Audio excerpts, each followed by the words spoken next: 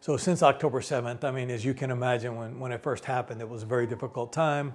A number of our faculty members were very personally impacted by the terror attacks. And of course, it was a shocking thing to have happen for the country, for all organizations, to include our school. There was a time where we all just stopped and had to give some space so that people could get their heads around what had happened. And I will say that there has been not only evidence of the horrors of humanity, but also the evidence of people supporting one another and coming together here in Israel.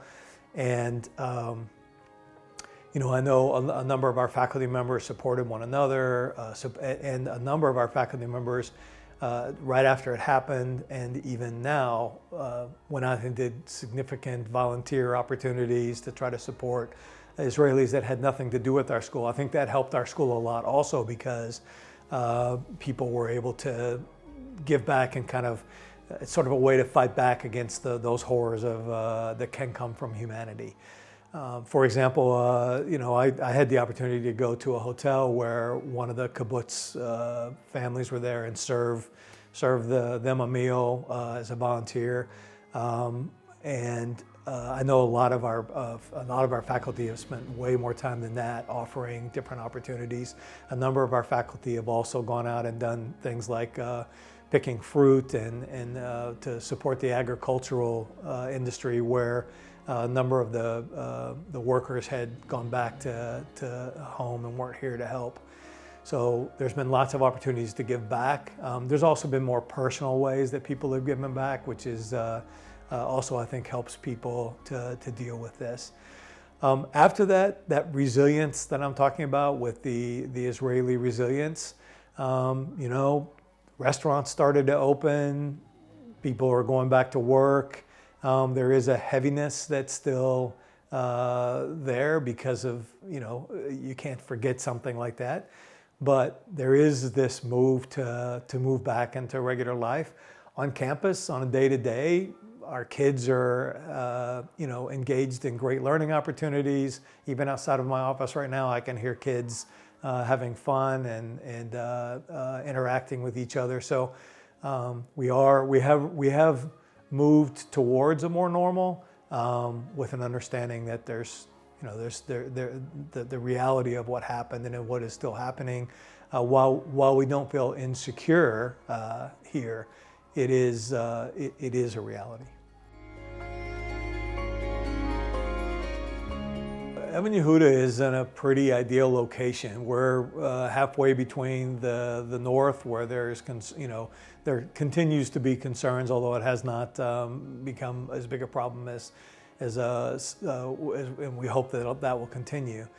But then we're also quite far from the south, so it's a very rare. As a matter of fact, this is my fourth academic year here at the school, and when I first got hired, I learned that it had been 12 years since anybody had actually used one of our shelters because of a true attack. And that's still true. Now it's 3.5 more years. So we're talking 15.5 years since we've actually had to use the shelters.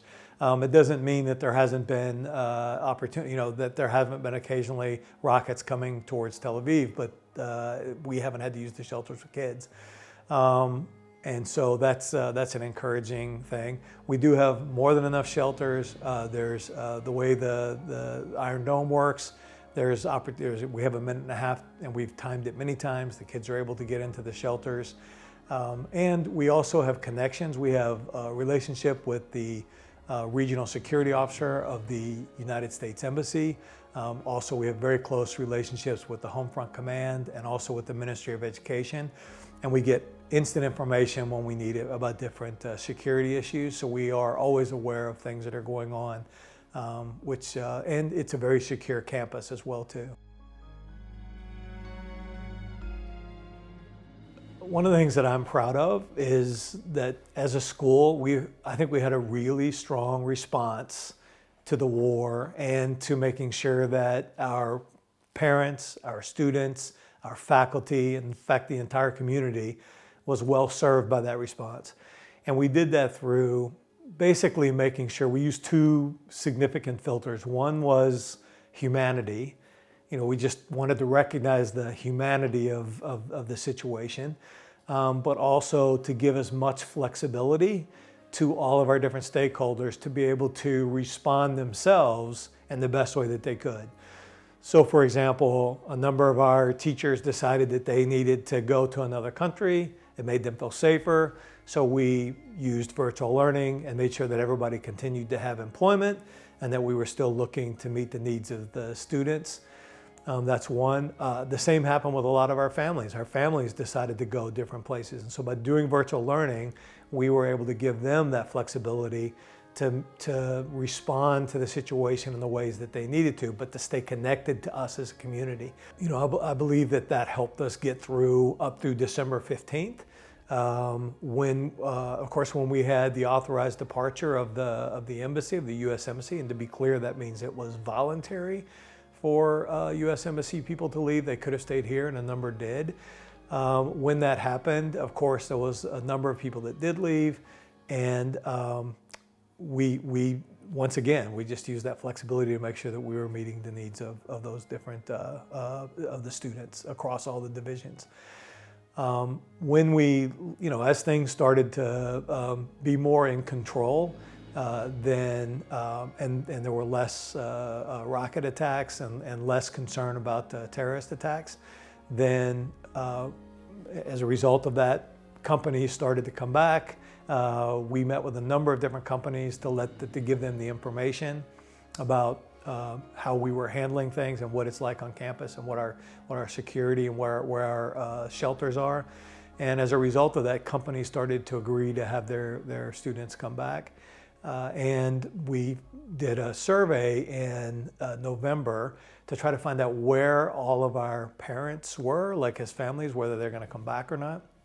And at the time, we believed we would have probably 80 to 85% of the kids would come back. We're very pleased that on January the 9th, when the kids came back, that we had about 91% of our kids came back, and a number of the kids that were leaving had planned on leaving in January anyway.